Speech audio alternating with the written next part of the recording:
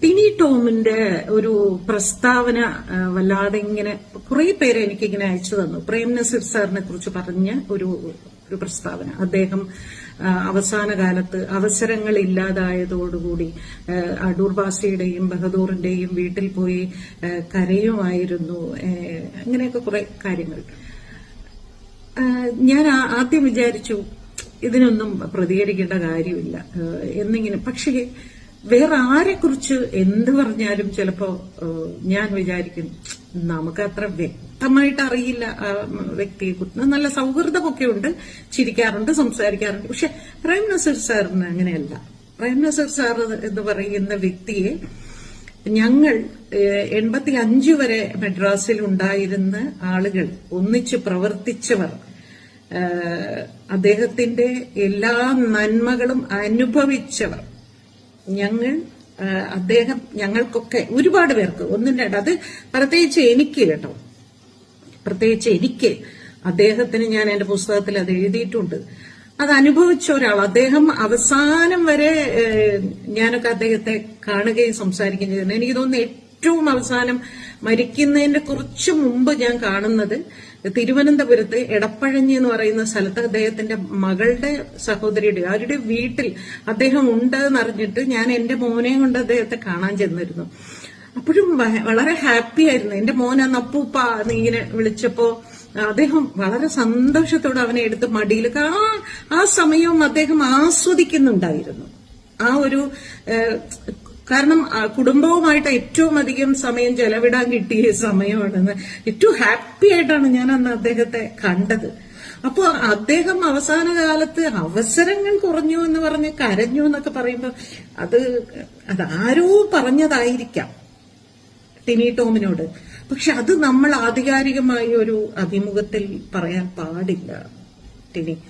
കാരണം ചില ആളുകളൊക്കെ കണ്ടിട്ടില്ലേ, ചിലരെ കുറിച്ചൊക്കെ യൂട്യൂബിലിരുന്ന് വളരെ ആധികാരികതയോടുകൂടി അവരെ കുറിച്ചുള്ള പല കെട്ടിച്ചമച്ച കഥകളും ഒക്കെ ഇങ്ങനെ പറയുന്ന കേൾക്കാം. അത് ആ വ്യക്തി ജീവിച്ചിരിപ്പില്ലെങ്കിലും അവരുടെ ബന്ധുക്കൾ ജീവിച്ചിരിപ്പുണ്ട്.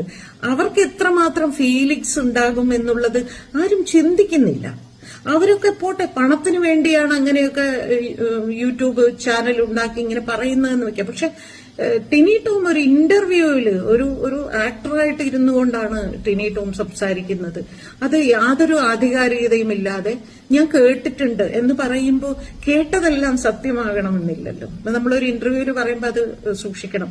ടിനി നസീർ സാറ് ജീവിച്ചിരുന്ന കാലത്തിൽ സിനിമയിൽ പോലും വന്നിട്ടില്ലാത്ത ഒരാളല്ലേ, അല്ലെ?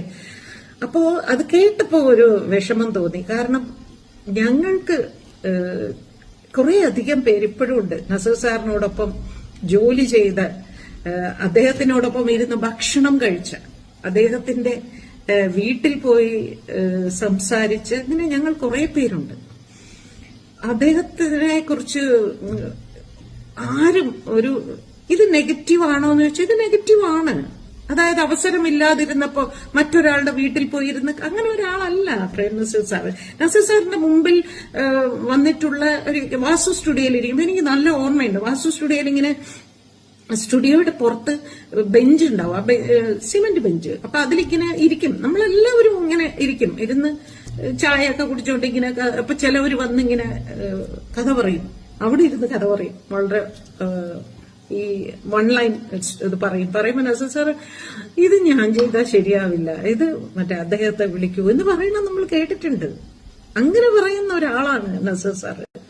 നസീർ സാർ അവസരങ്ങൾക്ക് വേണ്ടി എല്ലാം അങ്ങനെ എല്ലാവരുടെ മുമ്പിലും ചെന്ന് സങ്കടം പറയുകയോ അല്ലെങ്കിൽ റിക്വസ്റ്റ് ചെയ്യുകയോ ചെയ്യുന്ന ഒരാളല്ല. അത് വല്ലാതെ വിഷമം തോന്നി നസീർ സാറിനെ കുറിച്ച് അങ്ങനെ പറയുന്നത് കേട്ടപ്പോ. എനിക്ക് അറിയാൻ വേണ്ടി പറയുകയാണ്, ഞങ്ങൾ മദ്രാസിലുണ്ടായിരുന്ന കാലഘട്ടത്തിൽ, ഞങ്ങൾക്ക് ഇപ്പോഴും ചെന്നൈ എന്ന് പറയാൻ ഇഷ്ടമല്ല, ആ കാലഘട്ടത്തിൽ കേരളത്തിൽ നിന്ന് മദ്രാസിലേക്ക് വണ്ടി ഇറങ്ങി വന്ന് എന്ത് ചെയ്യണം എന്ന് അറിഞ്ഞുകൂടാതെ ഇങ്ങനെ അന്തം വിട്ട് നിൽക്കുമ്പോ ചെന്ന് കാണാൻ, ഒരു നേരത്തെ വിശപ്പടക്കാൻ ഉള്ള ഒരേ ഒരു വീട് പ്രേം നസീർ സാറിന്റെ വീടായിരുന്നു. ധൈര്യമായിട്ട് ആർക്കും അവിടെ പോകാം. നസീർ സാർ അവർക്ക് ഭക്ഷണം അതുപോലെ ഉപദേശിച്ച് നാട്ടിലേക്ക് പറഞ്ഞു വിടും. അല്ലെങ്കിൽ കഴിയുന്നതും ആരോടെങ്കിലുമൊക്കെ പറഞ്ഞ് റെക്കമെൻഡ് ചെയ്യും. അദ്ദേഹം ഈ അവസാന കാലത്ത് അപ്പൊ ഇവരുടെ മക്കള് പേരക്കുട്ടികള് ഒക്കെ ജീവിച്ചിരിപ്പുണ്ട്. അവരെന്ത് വിചാരിക്കും? അയ്യോ, ഞങ്ങളുടെ മുത്തശ്ശൻ ഈ അവസാന കാലത്ത് ഇങ്ങനെ വല്ലാതെ വേദനിച്ച് ആണോ മരണപ്പെട്ടത് എന്ന് അങ്ങനെ വിചാരിക്കാൻ പാടില്ല. അങ്ങനെയല്ല, നസസർ അങ്ങനത്തെ ഒരാളല്ല ടിനി. ദേവി ഇത് അങ്ങനെ ഒരു ധാരണയുണ്ടെങ്കിൽ അത് മാറ്റണം. ഞങ്ങൾക്ക് എല്ലാവർക്കും, ഞങ്ങൾ നസീർ സാറിനോടൊപ്പം സഞ്ചരിച്ച ഞങ്ങൾക്ക് എല്ലാവർക്കും വളരെയധികം വേദനയുണ്ടാക്കിയ ഒരു പ്രസ്താവനയാണ്